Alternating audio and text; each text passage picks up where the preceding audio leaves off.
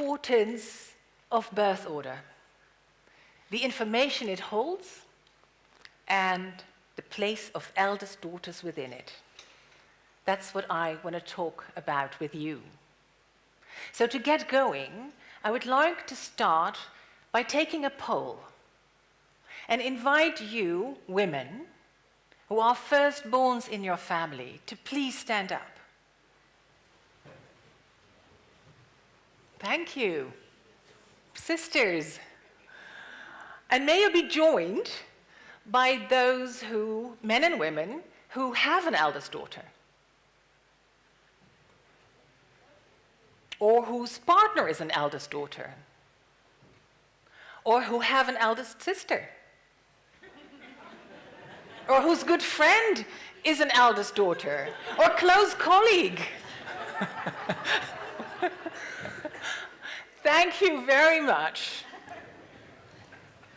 As you can see, eldest daughters are everywhere. I myself am the eldest of 4. I have 2 brothers and a sister.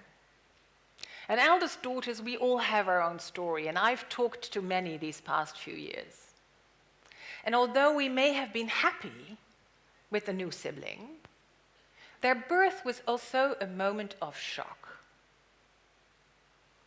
All of a sudden, we were no longer the center of attention. Or should I say, the center of the universe. I was almost 2 years old when my brother was born, and he turned my world upside down. He was so different. I was quite shy as a child. So I was happy at primary school to have my one best friend. But he, on his first day at kindergarten, made a beeline for a group of boys twice his age and certainly twice his size, and he was wearing what at home we called his fighting face. And he started a fight all right. So from that day on, everybody knew who he was. And this incident and such incidents on me had the effect of strengthening my self-doubt. Should I be more like him? Was I good enough? Maybe I had been a disappointment in the first place. And that's why my parents had him.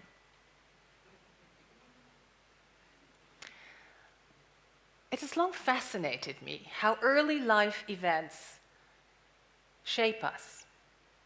So I started to observe eldest daughters. And what struck me is how much we resemble one another. And then I got together with a journalist, an eldest daughter too, of course, to write about this phenomenon. And we spoke to all the eldest daughters we could find. And we read up on scientific studies and the available books, and what we found is yes, eldest daughters are alike. But more than that, we came to realize how much our position in the birth order affects us, all of us. Eldest, middle, youngest, only children. Our place within the family has us develop in a certain way when we are young. And when we leave home, we take with us those typical traits of that birth order position. And we also bring with us our habitual way of looking at our siblings. And then we project that onto new people in our life. Friends, colleagues, competitors. So this insight into birth order. Let's apply that to 2 of the fiercest competitors of our time, the 216 US presidential candidates. Hillary has 2 younger brothers. She is used to taking responsibility, as we are, and she likes it. And with her level of ambition, she goes for the highest office in her country. She's a hard worker. And she just wants people to trust her, to do a good job. Like other eldest daughters, she has a hard time owning up to mistakes. Here's another eldest daughter. Her name is Mariana Trump Barry. So she's the eldest sister of, you can probably guess. Eldest sisters, in general, like to uphold the rules of the parents with the younger siblings. You middle and younger children may have been at the receiving end of this. So becoming a judge, as she is a classic firstborn occupation. So she has this younger brother.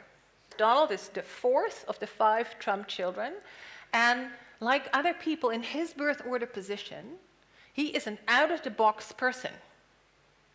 He is an original thinker, a person who gets things done, but he's also a daredevil, a risk taker, a maverick. He likes to get things his own way, and he has a deep dislike of authority. So, from the vantage point of birth order, what we have seen happen between them is actually quite predictable. When Donald looks at Hillary, he sees a stuffy eldest sister who wants to keep things exactly as they are. And his default reaction is to become even more unruly and defiant. And when Hillary looks at Donald, she sees an obnoxious little brother who cannot really be trusted with real responsibilities. And her default reaction has been not to take him seriously. And that has cost her dearly in her campaign. So that is what we call a blind spot. A blind spot is when something is right in front of you, but it's at an angle that you just can't see it. And I call this a birth order blind spot, and it happens between people every day. Now, we are mature people, right? We do pretty well in the world. And then we go back home. And before you know it, at the family Christmas dinner, tension arises. When the eldest wants to create a sacred moment, and the middle one is quite vocal, and the youngest is posting updates on their telephone, and with everybody's good intention, nobody is really getting what they came for. And on the way back, we're all disappointed, and we go like, how come? Or the blind spot is at work when we take a disproportionate dislike to someone. And the key word here, of course, is disproportionate.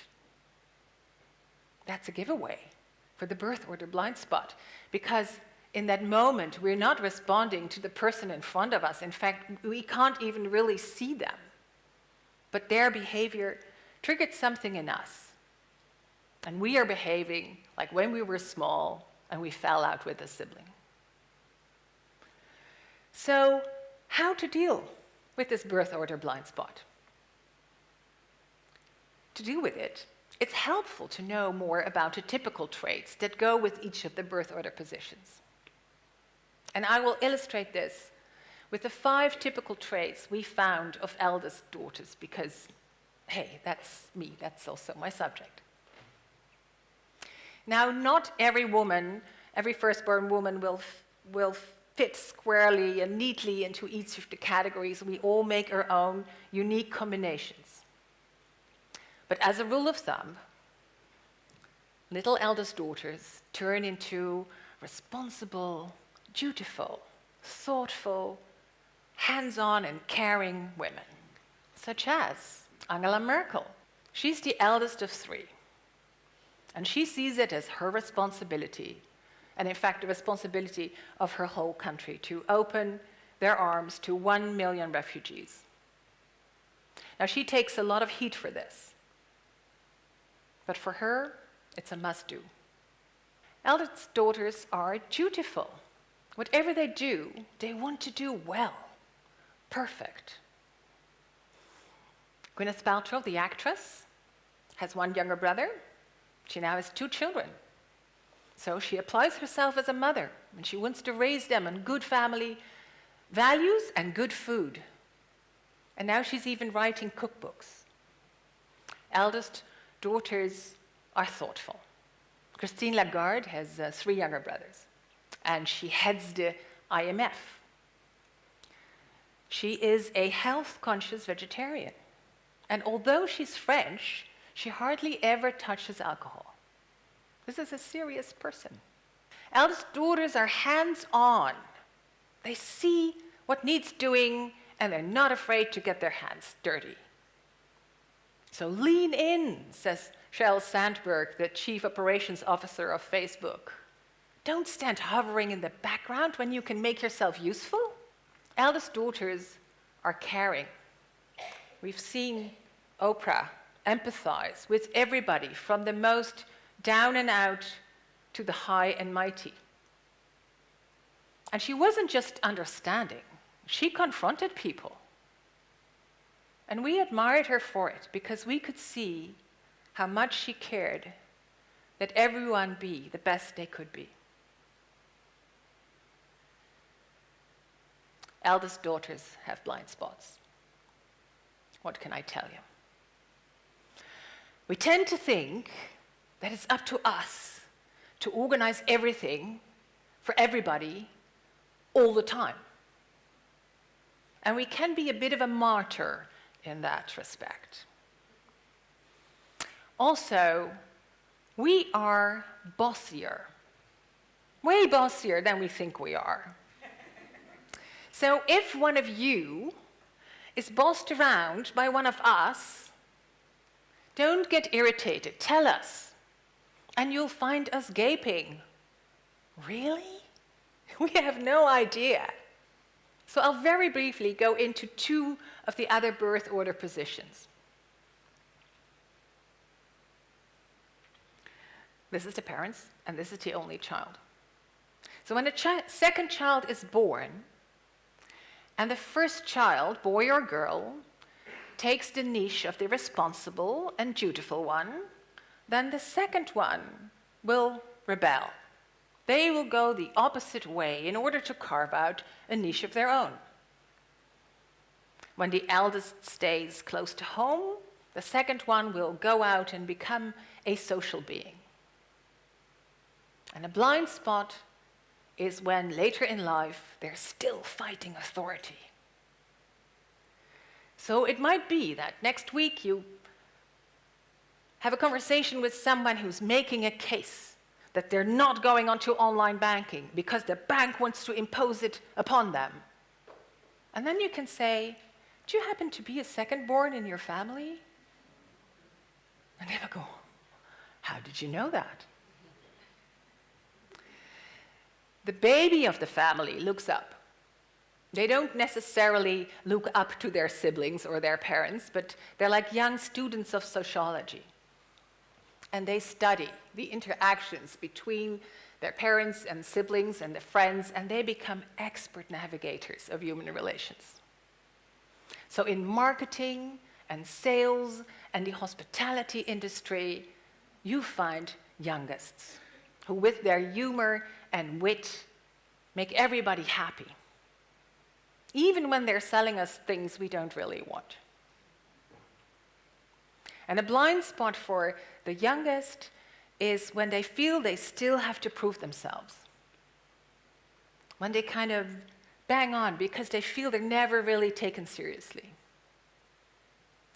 So these are just a few examples of how more insight in the effects of our birth order position are helpful in life. As we gain more insight, we can see when our interactions are automatic, when it is not us interacting, but when it is family patterns kind of getting entangled.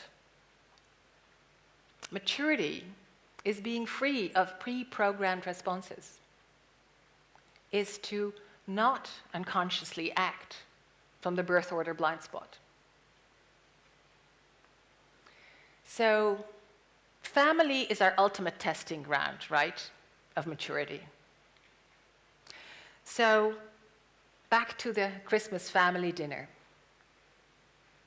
Awareness is the first step to deal with the birth order blind spot.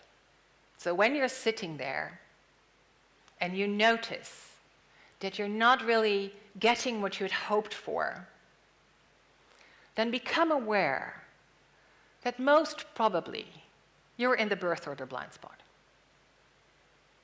Then, like with any blind spot, in order to get the full picture, you need to shift the angle. So shift the angle. And that means that we don't hold on stubbornly to our position, but we shift the angle and go like, oh, we're just all playing our old family roles again. Now that already makes a difference. But the icing on the Christmas pudding is when you can also shift the focus. Shift the focus from what we want to get to what we can give. Can we be interested? What is sacred about Christmas for the eldest? What does the middle one, who's talking so much, want to convey? What do social media bring to the youngest? Interesting. Now, I would like the birth order blind spot gone. And I see early, hopeful signs of that in the Netherlands, where I'm from. I spoke to an entrepreneur the other day who told me that in his company it is standard procedure to ask for the birth order position in job interviews. And his simple explanation was, I want people to do the work that suits them best. And a boardroom coach told me that top people in leading companies are taking time out to share their life stories and to listen deeply and find out things about each other they never knew, even if they've sat at a decision-making table for years. At the end of the day, there is only love, my friend said. So in my mind's eye, I see the UN Assembly on its first day, with people turning to each other and telling each other their life story, where they're from, how many brothers and sisters they had, how they grew up. I see this, our cabinet ministers on their first day in office, heads of states meeting, Parliament, the Senate, us. I promise you interesting conversations. Our birth order position is part what has shaped us to who we are. The more we gain sight of it, the more we can be whole. Thank you.